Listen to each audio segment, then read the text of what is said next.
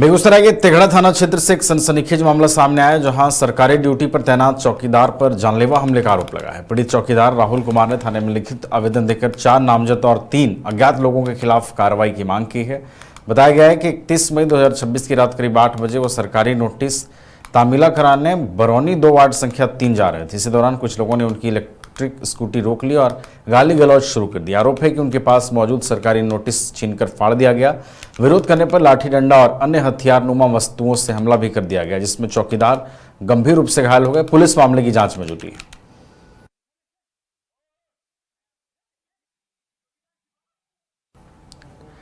विश्व पर्यावरण दिवस पर मधेपुरा में जिला विधिक सेवा प्राधिकार और एक स्वयंसेवी संस्था के संयुक्त तत्वाधान में विधिक सेवा शिविर का आयोजन हुआ। कार्यक्रम का उद्देश्य पर्यावरण संरक्षण के प्रति लोगों में जागरूकता फैलाना और पर्यावरणीय कानूनों की जानकारी देना रहा। कार्यक्रम का शुभारंभ अतिथियों द्वारा दीप प्रज्वलित कर किया गया। शिविर में बड़ी संख्या में लोगों ने भाग लिया और पर्यावरण संरक्षण का संकल्प लिया। इस मौके पर जिला विधिक सेवा प्राधिकार मधेपुरा के सचिव सह न्यायिक पदाधिकारी पूजा कुमारी शाह ने कहा कि पर्यावरण संरक्षण केवल सरकार की जिम्मेदारी नहीं, बल्कि प्रत्येक नागरिक का कर्तव्य है।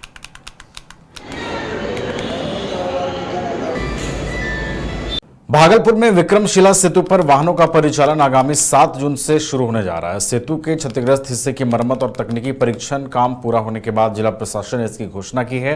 भागलपुर समीक्षा भवन में आयोजित प्रेस वार्ता में जिलाधिकारी डॉक्टर नवल किशोर चौधरी और वरीय पुलिस अधीक्षक ने बताया कि 6 जून की शाम अंतिम ट्रायल के बाद 7 जून को सुबह लगभग 11 बजे से यातायात शुरू कर दिया जाएगा। प्रारंभिक चरण में पुल की एक लेन को खोला जाएगा, जहां केवल 10 टन तक क्षमता वाले छोटे और मध्यम वाहन ही चल सकेंगे। आम लोगों की सुविधा के लिए ट्रैकर, मैजिक, छोटे यात्री वाहन और पिकअप वैन को प्राथमिकता दी जाएगी। जिलाधिकारी ने स्पष्ट किया कि मुख्यमंत्री के निर्देशानुसार वर्तमान में संचालित सभी नाव सेवाएं पूरी तरह निःशुल्क रहेंगी।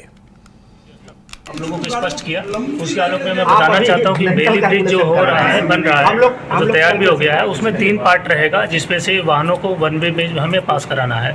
एक पार्ट ऐसा है, जैसे जिला पदाधिकारी महोदय ने बताया, कि जिसके नीचे जो ब्रिज का हिस्सा टूटा हुआ है।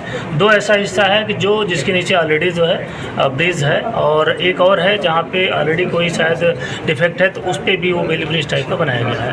तो ऐसे सभी जगह हम लोग दोनों जो भी बेली ब्रिज का दोनों हिस्सा है, दोनों साइड में हमारा एट ए टाइम जो है मिनिमम 2/4 रहेगी, और ज़रूरत पड़ेगी जो ट्रैफिक लाइट है उसकी भी हम लोग वहाँ पर जो एंड में जो यूज़ होता है उसका भी व्यवस्था करेंगे, जो ग्रीन और रेड का सिग्नल रहता है।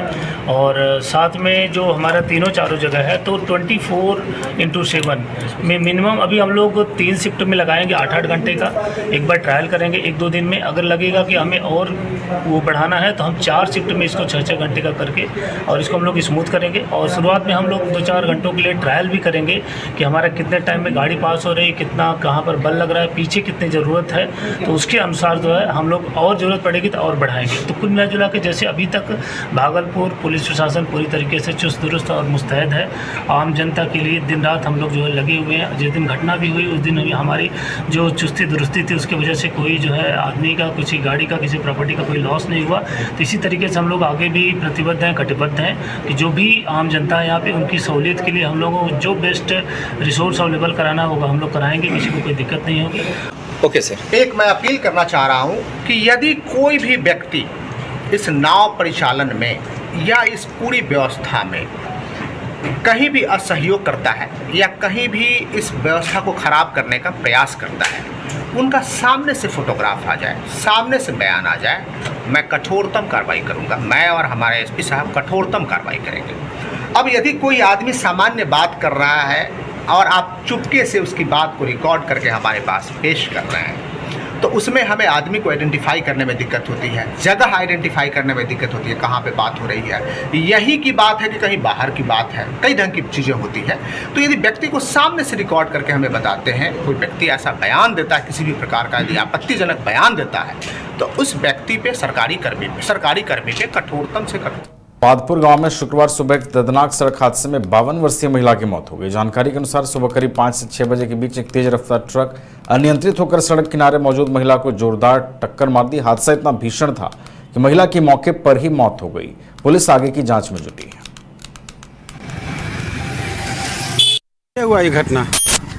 उधर से आया, उधर घुसा गाड़ी, उधर ठोकते हुए वो गाड़ी था, उसके बाद इधर गड्ढा में टूट गया। एगो लेडीज दिल्ली टहलने वाली का मौत हो गया।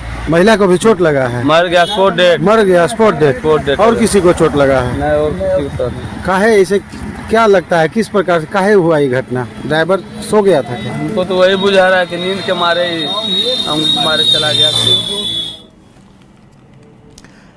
बेगूसराय के नगर थाना क्षेत्र के हर हर महादेव चौक स्थित कुकुट ट्रेडर्स मॉल में भीषण आग लगने से करोड़ों रुपए की संपत्ति जलकर खाक हो गई। बताया जा रहा है कि आग शॉर्ट सर्किट के कारण लगी, जिसने देखते ही देखते विकराल रूप धारण कर लिया। आग लगने के बाद मॉल परिसर में अफरा तफरी मच गई और आसपास के लोगों में दहशत फैल गया। सूचना मिलते ही दमकल विभाग की कई गाड़ियां मौके पर पहुंची और काफी मशक्कत के बाद आग पर काबू पाया गया। 10:30 बजे के आसपास आग लगी थी। हम लोग को पता चला तो हम लोग जल्दी से आए। तब तक अगल बगल वाले और जितने भी स्टाफ मेंबर्स या कुकुट ट्रेडर्स थे, सभी लोगों ने मिलकर आग पे काबू करने का कोशिश किया।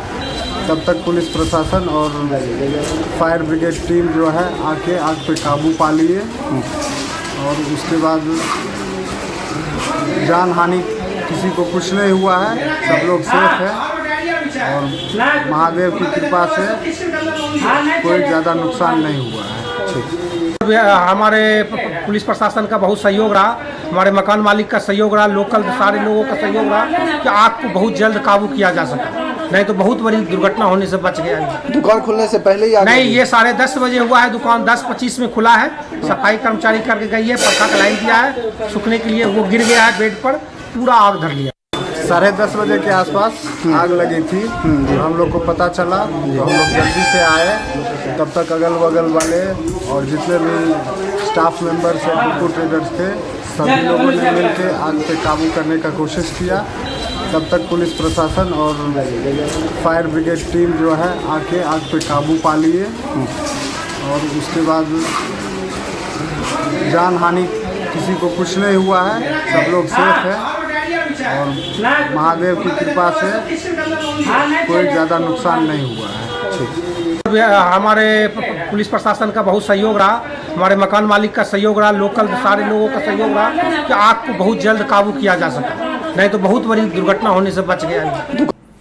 कटिहार सदर अस्पताल में कुपोषित बच्चों के इलाज के लिए संचालित पोषण पुनर्वास केंद्र का बिहार राज्य खाद्य उद्योग के अध्यक्ष प्रहलाद कुमार ने निरीक्षण किया। निरीक्षण के दौरान अस्पताल की व्यवस्थाओं, बच्चों को मिलने वाली सुविधाओं और पोषण संबंधी सेवाओं का जायजा लिया गया। इस दौरान सिविल सर्जन समेत अस्पताल के कई वरीय अधिकारी भी मौजूद रहे। आयोग के अध्यक्ष ने केंद्र में भर्ती बच्चों की देखभाल, भोजन की गुणवत्ता, स्वच्छता, व्यवस्था और उपलब्ध संसाधनों की जानकारी ली। उन्होंने अधिकारियों को निर्देश दिया कि कुपोषित बच्चों के उपचार और पोषण संबंधी सेवाओं में किसी प्रकार की लापरवाही नहीं होनी चाहिए। निरीक्षण के दौरान अस्पताल प्रशासन से केंद्र की कार्यप्रणाली, बच्चों की संख्या और उपलब्ध सुविधाओं को लेकर भी विस्तृत जानकारी ली गई। आयोग की इस कार्रवाई को कुपोषण के खिलाफ राज्य सरकार की निगरानी और जवाबदेही बढ़ाने की दिशा में महत्वपूर्ण कदम माना जा रहा है।